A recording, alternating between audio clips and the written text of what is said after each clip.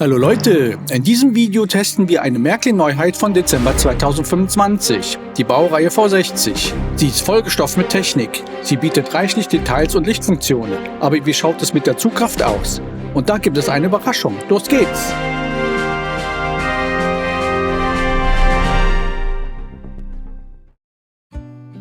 Hallo, ich heiße dich herzlich willkommen bei den Dachbodenmodellbahnern. Schön, dass du dabei bist. Ich bin Ralf und ich packe hier gerade unseren Neuzugang aus. Die Rangierlokomotive der Baureihe V60.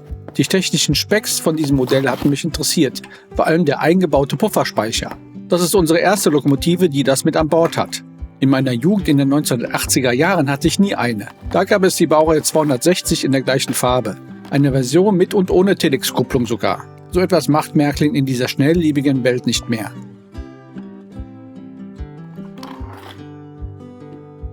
So, da ist das gute Stück. Etwas verstaubt von der Verpackung, aber super schön.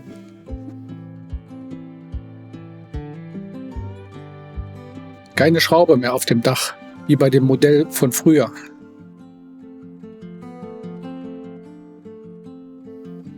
Selbst eine Art Inneneinrichtung Führerstand ist vorhanden.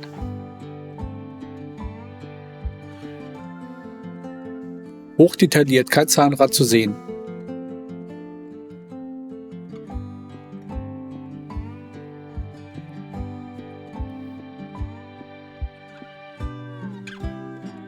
Aber für meine Begriffe etwas leicht.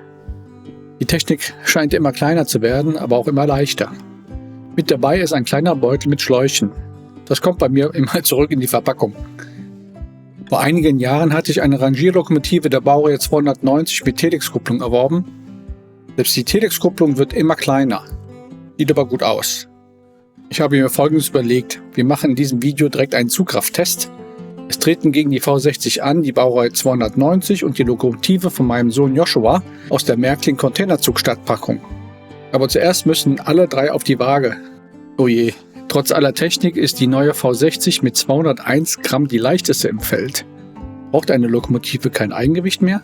Also subjektiv wirkt die kleine Lokomotive aus der Startpackung mit rund 209 Gramm gegenüber der V60 dagegen richtig schwer. Gemessen an der Größe wirkt die Baureihe 290 trotz der 269 Gramm aber auch sehr leicht in der Hand. Bin schon gespannt auf den Zugkrafttest. Jetzt bin ich mal ganz ruhig und genieße mit mir die Licht- und Soundfunktion dieses sehr schönen Modells.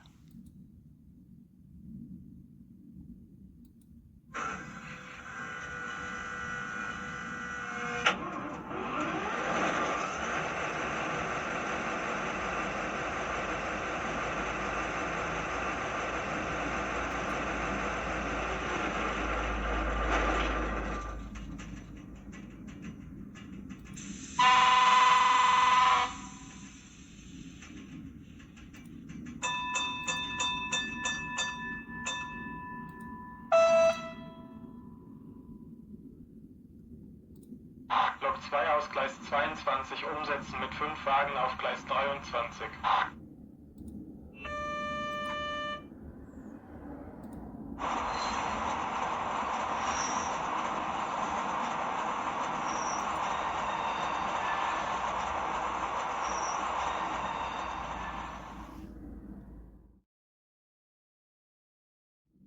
Das Modell besitzt einen geregelten Hochleistungsantrieb.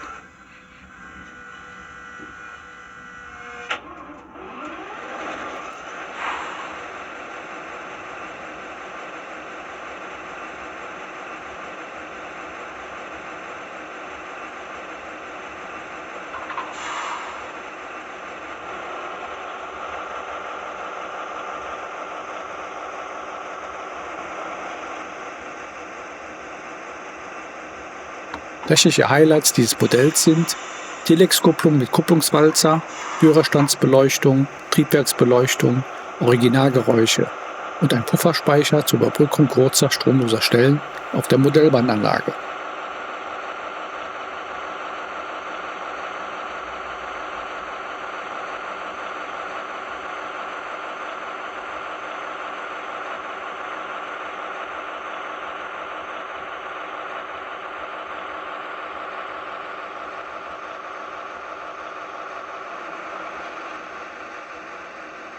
Der Sound gefällt mir ganz gut. Was ein wenig stört, ist das Laufgeräusch des Hochleistungsmotors.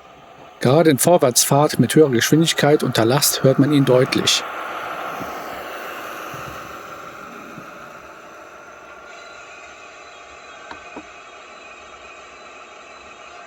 Das Dieselgeräusch klingt auf Dauer etwas monoton. Wenn es dem Original entspricht, dann ist es ebenso. Ich kann es aber nicht beurteilen.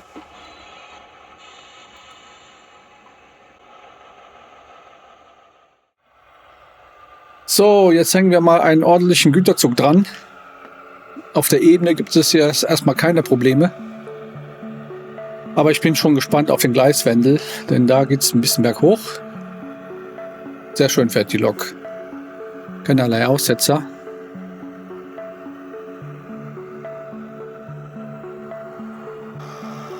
So langsam wird es spannend.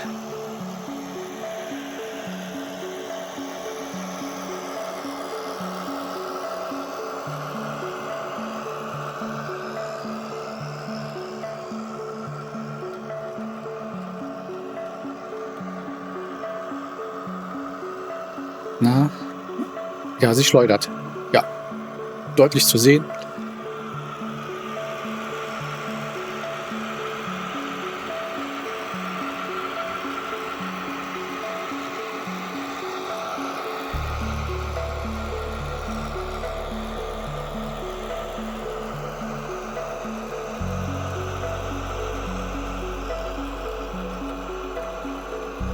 Aber sie hat es trotzdem geschafft. Sie müsste etwas schwerer sein, meiner Meinung nach. Ich denke, man hängt nicht so einen langen Güterzug an die Lokomotive. Von daher ist es eigentlich okay, was die Zugkraft angeht. Ja. Gleich probieren wir das gleich mit einer anderen Lokomotive. Aber erstmal testen wir das Entkuppeln mit der Telex-Kupplung.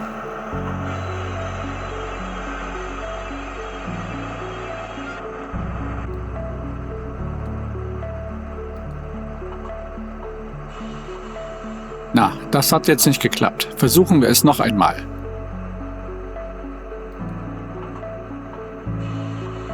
Das war schon besser. So, der nächste Zugkrafttest. Jetzt mit der kleinen Lokomotive aus der Startpackung. Die Haftreifen werden auch nicht die besten sein. Mal sehen, was passiert. Oh, das sieht jetzt ganz gut aus. Ich glaube, sie wird es schaffen.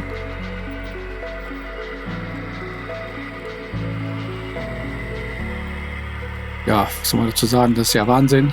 Damit habe ich jetzt nicht gerechnet.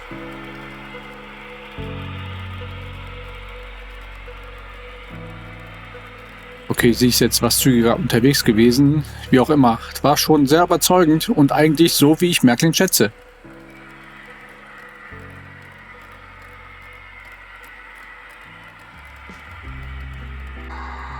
So, und jetzt der letzte Test mit der Baureihe 290. Auch da sind die Haftreifen nicht neu.